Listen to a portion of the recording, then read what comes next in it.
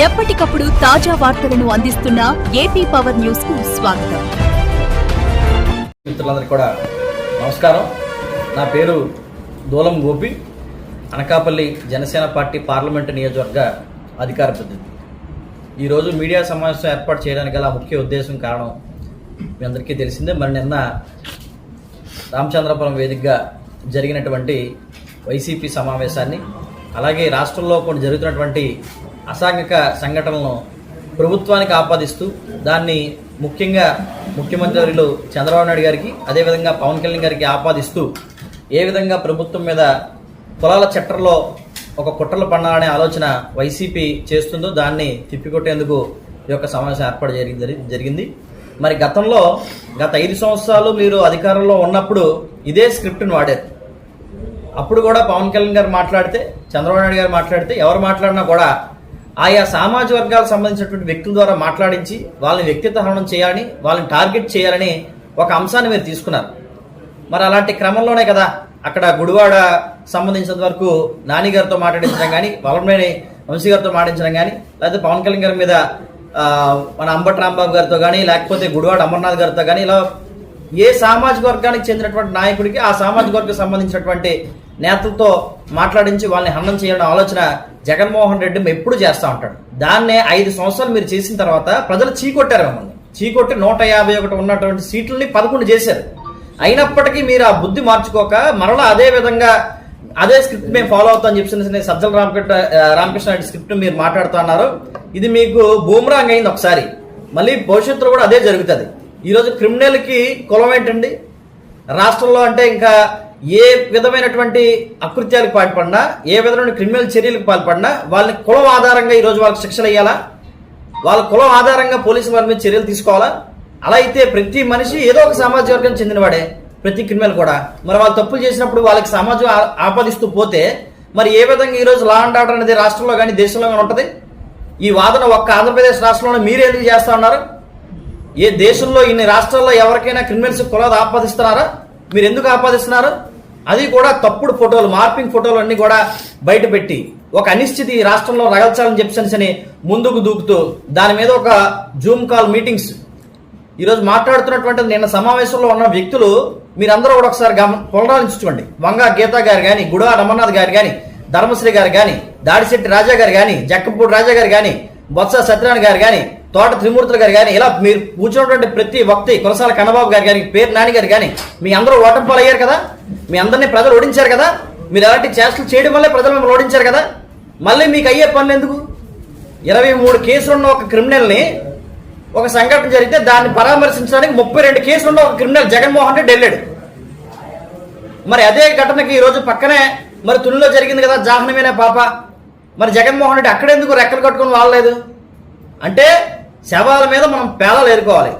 కులాల కుంపట్లో రాష్ట్రాన్ని మొత్తం కూడా రగిల్ చేసి ఇష్టం వచ్చినట్టు ఆడుకోవాలి, ప్రజల మనోభావాలతో ఆడుకోవాలి.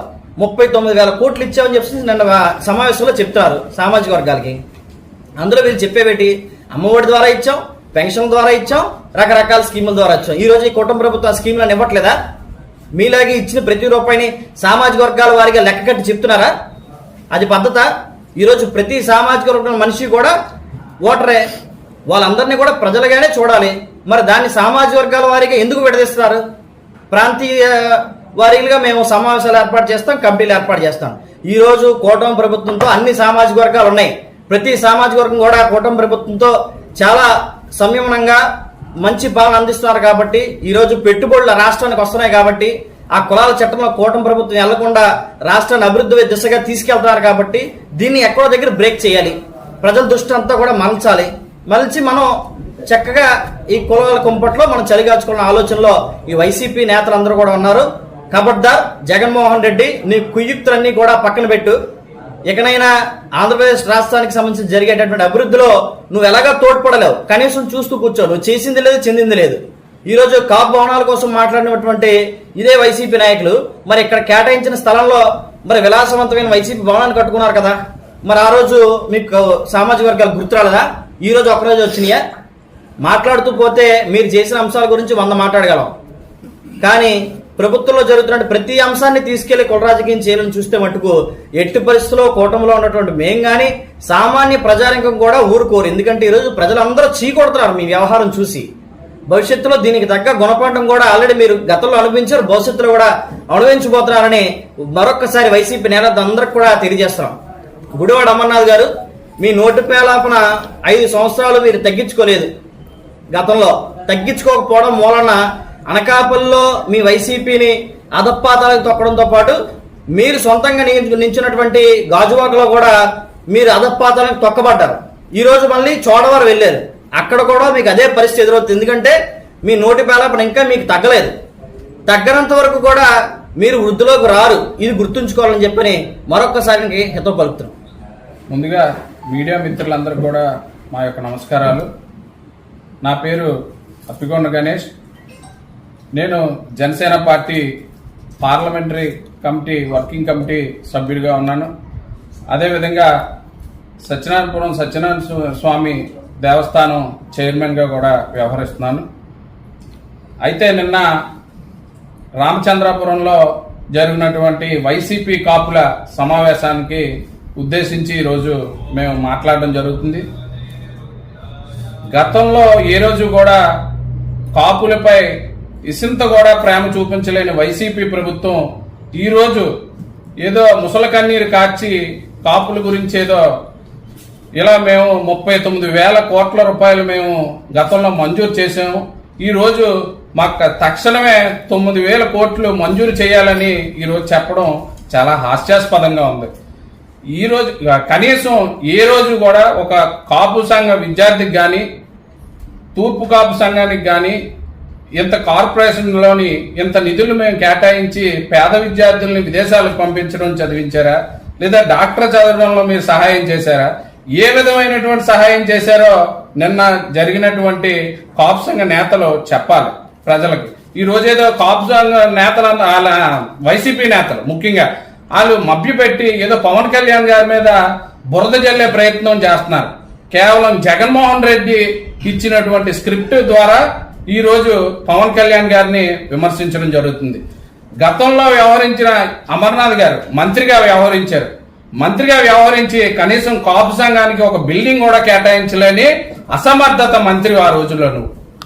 కనీసం ఏ రోజు కూడా కాపులపై నీకు ఇంత ప్రేమ కూడా కలగలేదు ఆ రోజు ఏ రోజు కూడా.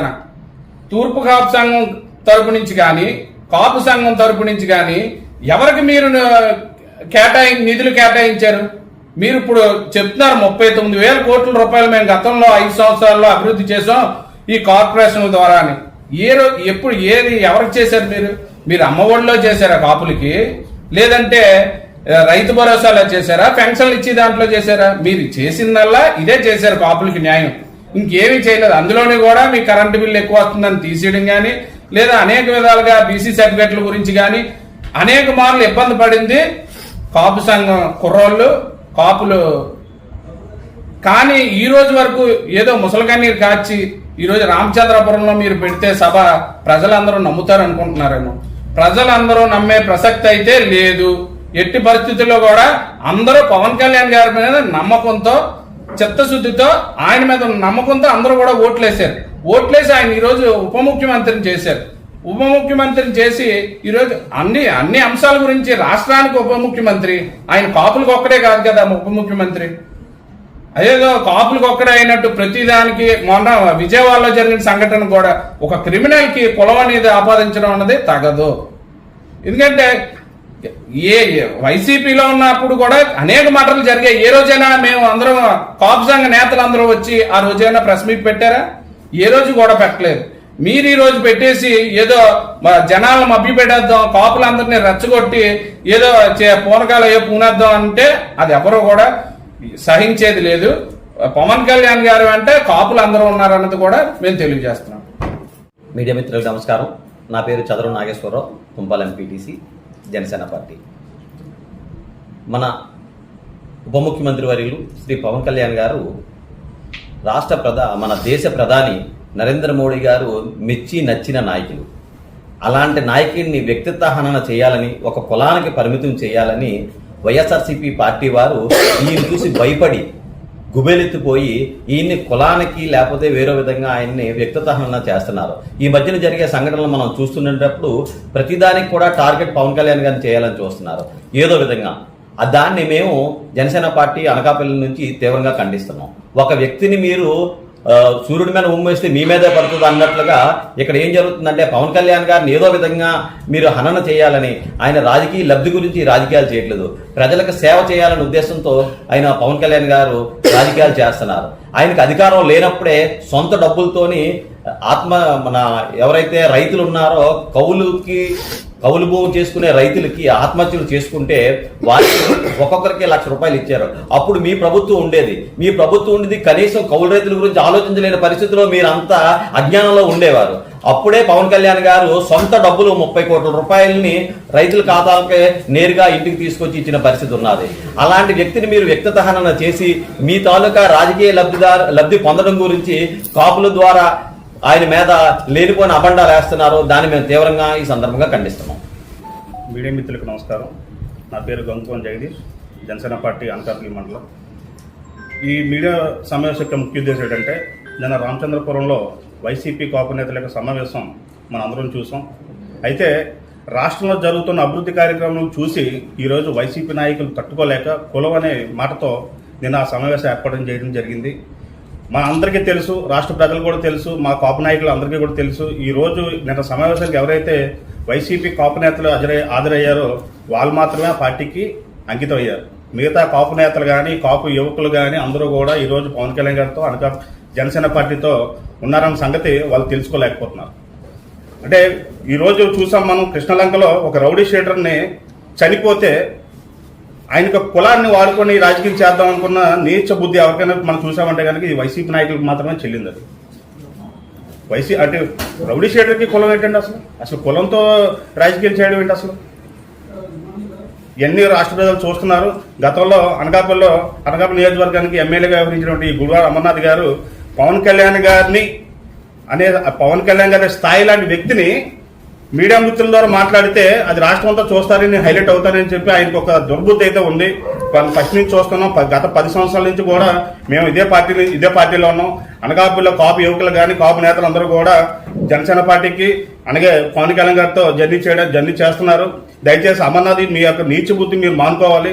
గత 5 సంవత్సరాల్లో మీరు అనకాపల్లిలో ఏ అభివృద్ధి కార్యక్రమం చేయలేదు, అలాగే కాపు నేతలు కూడా ఏమీ మీరు చేయలేదు. ఇక్కడ మీరు చూసాం, గత 5 సంవత్సరాలు మీరు చేసిన అభివృద్ధి 2 సంవత్సరాల్లో చేసి చూపించారు. అంతకు మించి చేసి చూపించారు అనగా మన కూటమి ప్రభుత్వం వచ్చిన తర్వాత. దయచేసి మీరు కులగజ్జి మానేసి, కులాలని పేరుతో రాజకీయాలు మానేసి అభివృద్ధి మీద దృష్టి పెడితే మంచిదని చెప్పి తెలియజేసుకుంటూ, ఇంకొకసారి ఇలాంటి కుల రాజకీయాలు చేస్తే కనుక మళ్ళీ మీ కాపులందరం కూడా ఇదే సమావేశం ద్వారా మీకు గట్టిగా సమాధానం చెప్పడం కూడా మేము సిద్ధంగా ఉన్నామని తెలియజేసుకుంటూ సెలవు చేసుకున్నాం. Thank you.